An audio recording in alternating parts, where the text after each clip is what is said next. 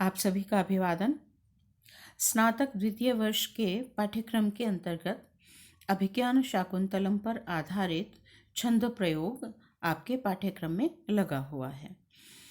तो आज अभी तक हमने अभिज्ञान शाकुंतलम के 4 अंकों का अध्ययन किया है और उसमें महाकवि कालिदास द्वारा लगभग सभी जो आपके पाठ्यक्रम का हिस्सा हैं उन सभी छंदों का प्रयोग किया जा चुका है। तो इसलिए हमने प्रथम 4 अंक के पश्चात आज छंद जो विषय है उसको लिया है।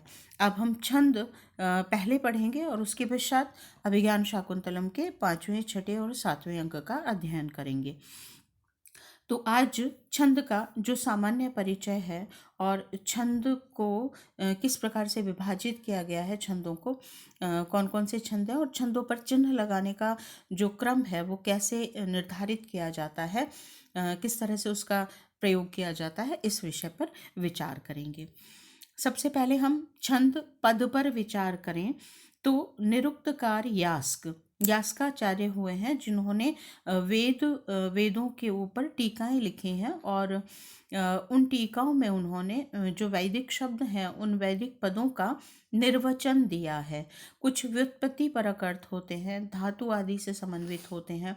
कुछ पद ऐसे होते हैं जो धातु आदि के अतिरिक्त भी कुछ विशिष्ट अर्थ देते हैं, तो वहाँ हम उनके जो सामान्य लोक में अर्थ ग्रहण किए जाते हैं उनका निर्वचन करने का प्रयास करते हैं कि ये इस रूप में या इस धातु से ये निष्पन्न हुए हो सकते हैं और इनके ये अर्थ प्रचलित है। तो ये निरुक्त की एक परंपरा है।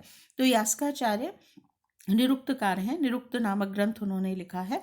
तो यास्काचार्य के अनुसार छंदांसी छादनात्, जो छंद होते हैं वो होते हैं छादनात्, आच्छादन करने के कारण। जो रस भाव आदि का आच्छादन करे वह छंद है। यह निर्वचन है छंद पद का।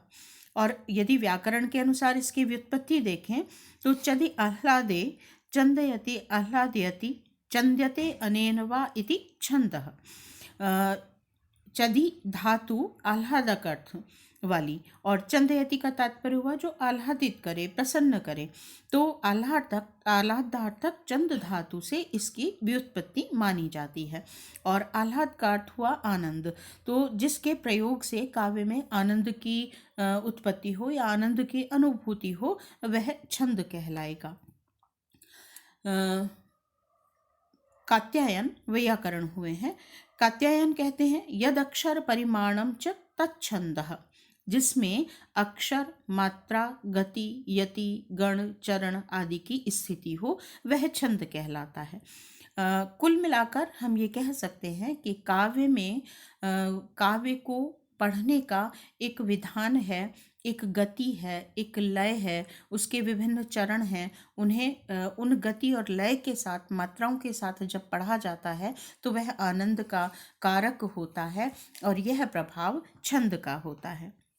छंद कितना महत्वपूर्ण है इससे हम इस पद्य से हम जान सकते हैं, जहाँ छंद को वेद पुरुष का चरण कहा गया है और 6 वेदांगों में इसकी गणना की गई है: शिक्षा, कल्प, ज्योतिष, निरुक्त, छंद और व्याकरण। पद्य कहा गया है छंदः पादौ तु वेदस्य, छंद वेद के चरण हैं, पैर हैं। हस्तौ कल्पोऽथ पठ्यते, और जो कल्प ग्रंथ हैं वे उसके हाथ कहे गए हैं, हाथ माने जाते हैं। ज्योतिषाम अयनम चक्षुः निरुक्तम श्रोत्रम उच्यते, जो ज्योतिष है वह वेद का चक्षु माना गया है और निरुक्त को कर्ण कहा गया है। शिक्षा घ्राणम तु वेदस्य, शिक्षा घ्राण कही गई है और वेदस्य मुखम व्याकरणम स्मृतम, व्याकरण को वेद का मुख कहा गया है। तस्मात् सांगम अधीत्यैव ब्रह्मलोके महीयते, तो इन 6 के संयोजन के साथ जब वेद को पढ़ा जाता है तो वह पूरी तरह से आत्मसात होता है मनुष्य को। तो इसका तात्पर्य ये हुआ कि इन 6 के अभाव में आप वेद को पूर्ण रूप से समझ नहीं सकते हैं, तो छंद भी उसमें एक महत्वपूर्ण स्थान रखता है। वेदाध्ययन के लिए अत्यंत आवश्यक है। वैदिक काल में 7 महत्वपूर्ण छंद रहे, यद्यपि अन्य भी छंदों का प्रयोग होता है, किंतु 7 महत्वपूर्ण छंद रहे हैं: गायत्री, पंक्ति, अनुष्टुप, उष्णिक, वृहति, त्रिष्टुप और जगति। और यदि हम इसके उद्भव पर बात करें तो आचार्य पिंगल के द्वारा रचित छंद सूत्रम जो ग्रंथ है, जो ईसा पूर्व 600 शताब्दी में लिखा गया था, वही सबसे पहले आधिकारिक ग्रंथ के रूप में उपलब्ध होता है। यद्यपि वेदों में छंद का प्रयोग होता रहा और उससे संबद्ध जो भी साहित्य शास्त्रीय ग्रंथ रहे होंगे या जो परंपरा रही होगी शास्त्रीय, वह होगी, किंतु वह उपलब्ध नहीं है। आधिकारिक महत्वपूर्ण उपलब्ध ग्रंथ हम छंद सूत्र को मान सकते हैं, जो आचार्य पिंगल द्वारा रचा गया, और इसीलिए पिंगल शास्त्र भी इसे कहा जाता है, या आचार्य पिंगल को इसका प्रणेता भी माना जाता है छंद शास्त्र का। और इसका रचना काल 600 ईसा पूर्व माना गया। परवर्ती परंपरा में हमें आचार्य भरत का नाट्य शास्त्र जो है, उसके अध्याय 15-16 में छंदो विचिति करके अध्याय मिलते हैं, जो छंदों पर प्रकाश डालते हैं। इसके अलावा भी और बहुत सारे महत्वपूर्ण ग्रंथ हैं। आचार्य हेमचंद्र कृत छंदो अनुशासनम है, क्षेमेंद्र कृत सुवृत्त तिलकम है, छंदो मंजरी। पर्याप्त मात्रा में छंद शास्त्र का विस्तार हमें उपलब्ध होता है। छंदों के विभाजन की यदि हम बात करें तो 2 प्रकार से कहे गए। पहला विभाजन 2 प्रकार का, एक वैदिक छंद और एक लौकिक छंद। वैदिक छंद मात्रिक ही थे, मात्राओं की गणना उसमें की जाती थी, लेकिन लौकिक छंदों में 2 प्रकार के विभाजन हमें पुनः प्राप्त होते हैं, एक मात्रिक छंद और दूसरा वार्णिक छंद। जो मात्रिक छंद है उसे जाति कहा गया और वार्णिक छंद को वृत्त कहा गया। मात्रिक छंद में मात्राओं की गणना की जाती है और वार्णिक छंद में गणों की गणना की जाती है। हमने नीचे स्पष्ट भी किया है, मात्रिक छंद में मात्रा की गणना होती है, जबकि वार्णिक छंद में गणों की गणना होती है। मात्राओं और गणों की गणना से तात्पर्य भी अभी हम आगे भी स्पष्ट करेंगे, फिर भी एक बार समझ लीजिए आप। जो ह्रस्व स्वर होते हैं या ऐसे व्यंजन जिनमें ह्रस्व स्वर मिले हुए होते हैं, वे लघु कहलाते हैं और उसके ऊपर एक खड़ी पंक्ति का चिन्ह लगाया जाता है।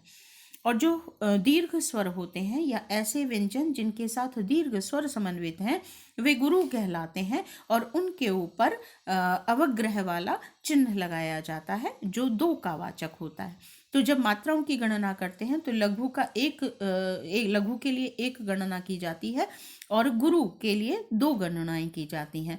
तो जो भी पद मान लीजिए लिखा हुआ है, यदि मात्रिक छंद से हम उसकी गणना करेंगे और लघु गुरु गुरु है तो वह 5 गिना जाएगा, या लघु गुरु लघु है तो वह 4 गिना जाएगा। जबकि वार्णिक छंद में इन गणों के 3-3 के समूह बनाकर गणना की जाती है। यह लौकिक छंद का विभाजन हुआ, मात्रिक छंद और वार्णिक छंद। मात्रिक को जाति कहा गया, वार्णिक को वृत्त कहा गया। अब वार्णिक छंद का भी पुनः 3 प्रकार से विभाजन होता है, एक समवृत्त कहलाता है, एक अर्ध समवृत्त कहलाता है और तीसरा विषमवृत्त कहलाता है। ये चरणों के आधार पर विभाजन है। समवृत्त वे छंद होते हैं जिनके चारों चरणों में समान गणना होती है। अर्ध समवृत्त वे कहलाते हैं जिनके 2-2 चरणों में समान गणनाएं होती है और प्रायः पहला और तीसरा चरण समान होते हैं और दूसरा और चौथा चरण एक समान गणना वाले या मात्राओं वाले होते हैं। और विषमवृत्त वे कहलाते हैं जिनके प्रत्येक चरण में प्रायः भिन्न भिन्न मात्राओं की स्थापना होती है, तो वे विषमवृत्त कहलाते हैं। मात्रिक छंद में लघु गुरु वर्णों का क्रम निर्धारित नहीं होता, लेकिन वार्णिक छंद में क्रम सुनिश्चित होता है। यहाँ कहने का तात्पर्य ये हुआ कि मात्रिक छंद में लघु के लिए 1 गणना होगी, गुरु के लिए 2 गणना होगी, लेकिन वार्णिक छंद में हम जो लक्षण देते हैं उसमें क्रम निर्धारित कर देते हैं। जैसे आपने पढ़ा हुआ है पहले, उक्ता बसंत तिलका तबचा जगऊ गह, कि तगण, भगण, जगण, जगण और गुरु के क्रम से वर्ण आएंगे और यह चारों चरणों के लिए समान व्यवस्था होगी। समवृत्त है इसलिए प्रत्येक चरण में इसी क्रम से गणों का निर्धारण होगा या मात्राएं लगाई जाएंगी, मात्राएं लगी होंगी। तो यह इस संदर्भ में कहा गया कि वार्णिक छंद में क्रम सुनिश्चित होता है। अब गण व्यवस्था की बात करें तो वार्णिक छंद में वर्णों की गणना हेतु गणों का विधान किया गया है। इसके अनुसार 3-3 वर्णों का एक समूह बनाया जाता है और उसे एक गण कहा जाता है। और यह गण निर्धारण किस आधार पर होता है, इसके लिए एक सूत्र बनाया गया है छंद शास्त्र में, यमाता राजभान सलगा। यमाता राजभान सलगा। यहाँ पर देखिए, इसके प्रत्येक वर्ण से एक गण कहा जाता है। जैसे यमाता में पहला वर्ण है य, तो य से होगा यगण। दूसरा वर्ण है मा, तो माँ से होगा मगण। तीसरा वर्ण है ता, तो ता से होगा तगण। चौथा वर्ण है रा, तो रा से होगा रगण। पांचवा वर्ण है ज, ज से जगण। छठा वर्ण है भा, भा से भगण। सातवां वर्ण है न, न से नगण। और आठवां वर्ण है स, तो सकार से सगण वर्ण कहा जाएगा। तो इस प्रकार से कुल 8 गण इस सूत्र से बनाए जाते हैं। और ल का तात्पर्य है लघु और गा का तात्पर्य है गुरु। तो ल लघु का वाचक है और गा जो है वह गुरु का वाचक है। यह हम स्पष्ट कर चुके हैं। लघु का संकेत है एक खड़ी पंक्ति और गुरु का संकेत है अवग्रह का चिन्ह।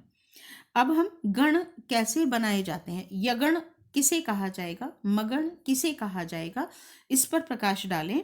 तो जो गण बनाना होता है उस वर्ण से प्रारंभ करके आगे के 2 वर्णों के संकेत मिला लिए जाते हैं।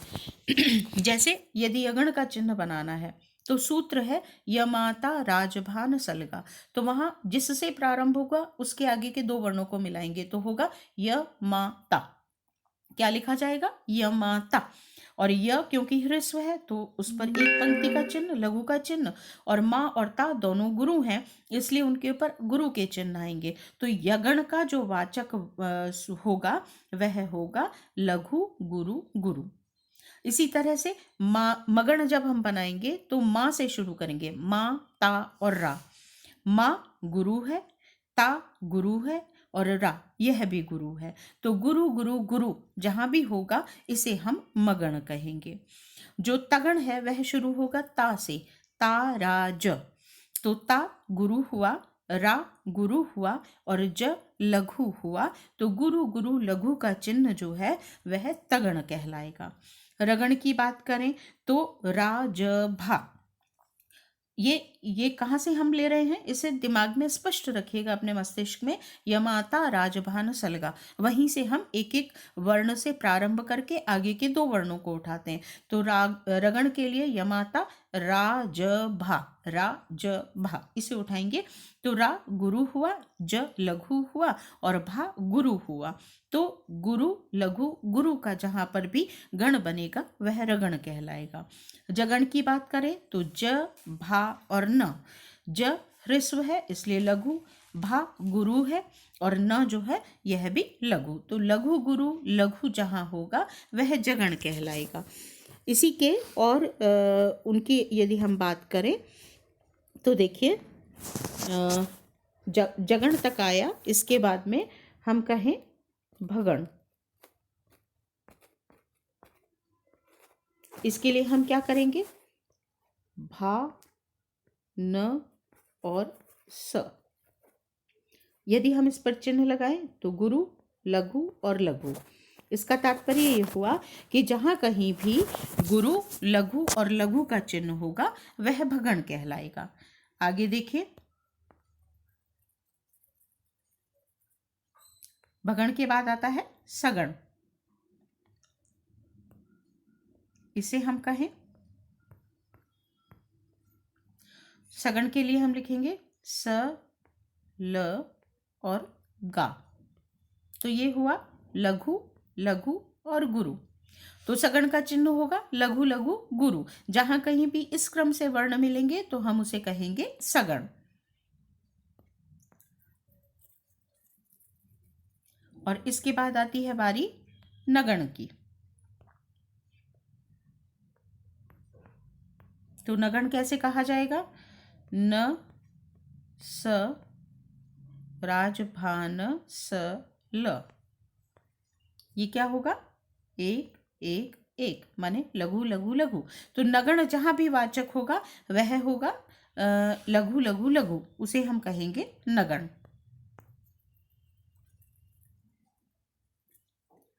सलगा सगण हम पढ़ चुके हैं, जगण हमने पढ़ लिया, भगण रह गया है। तो हम भगण को और देख लेते हैं एक बार। भगण कैसे होगा, ये होगा भा न और स। तो भा ह्रस्व दीर्घ होगा, इसलिए गुरु लगा। ये लघु है, ये लघु है। तो जहाँ कहीं भी गुरु लघु लघु के क्रम से गण बनेगा तो हम उसे कहेंगे यह भगण है। ठीक है, तो इस तरह से ये हमने 8 गणों का यहाँ पर निर्धारण पढ़ा।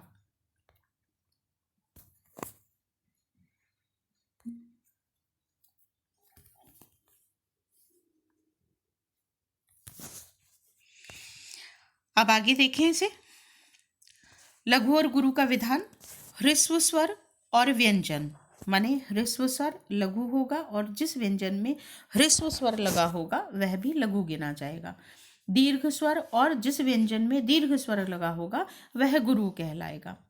और प्रत्येक, इसके अलावा कुछ नियम और हैं पद्य में अक्षर संकेत लगाने के लिए, संकेत चिन्ह लगाने के लिए, कि प्रत्येक चरण का जो अंतिम लघु वर्ण है, यदि वहाँ पर लक्षण के अनुसार दीर्घ वर्ण की आवश्यकता है तो हम उसे आवश्यकता अनुसार दीर्घ के स्थान पर लघु के स्थान पर दीर्घ अंकित कर सकते हैं।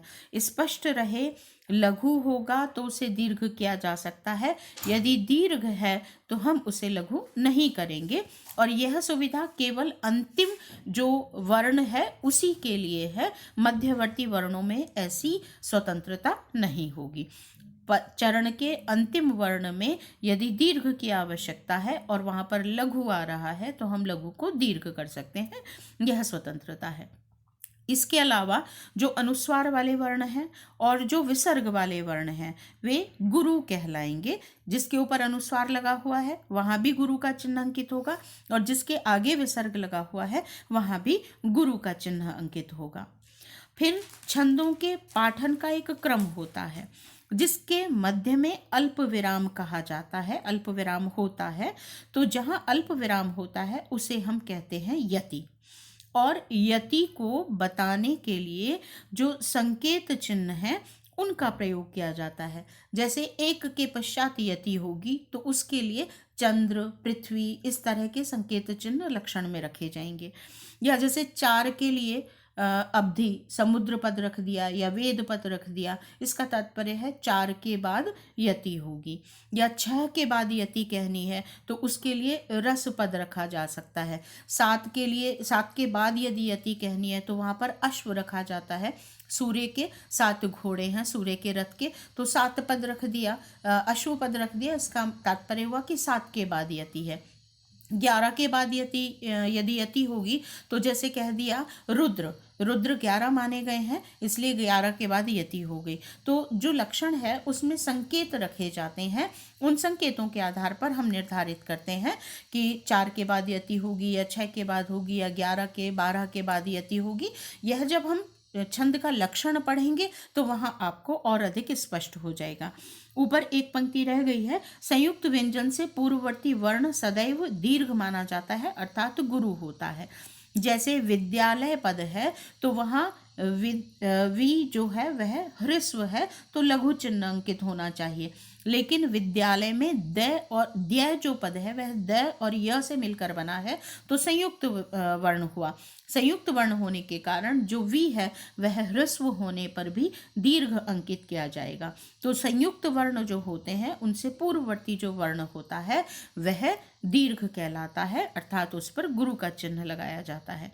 इसके बाद यति का क्रम हमने बताया और पद्य के 4 भाग किए गए हैं। पद्य को 4 भागों में विभाजित किया जाता है और प्रत्येक भाग को पाद या चरण कहते हैं। इसलिए जब आप लक्षण पढ़ेंगे तो वहाँ पर इसी तरह का विधान किया जाएगा, तो तदनुसार ही आप उसे समझें कि यह पहले चरण के विषय में चर्चा हो रही है या दूसरे चरण के विषय में चर्चा हो रही है, या पहला और तीसरा चरण समान मात्रा वाला कहा गया है, इसका तात्पर्य क्या है, और दूसरा और चौथा चरण समान मात्रा वाला कहा गया है, इसका तात्पर्य क्या कहा गया है। तो पद्य के 4 भाग हुए, प्रत्येक भाग को एक चरण कहा गया। प्रत्येक पद्य में 4 चरण होते हैं। उनके पाठन के क्रम में बीच बीच में अल्प विराम होता है, उसे यति कहा जाता है, जिसे लक्षण में संकेताक्षरों से कहा जाता है। और ह्रस्व और दीर्घ जो चिन्ह है उनको अंकित करने का जो विधान है, नियम है, वो मैंने आपको बताए।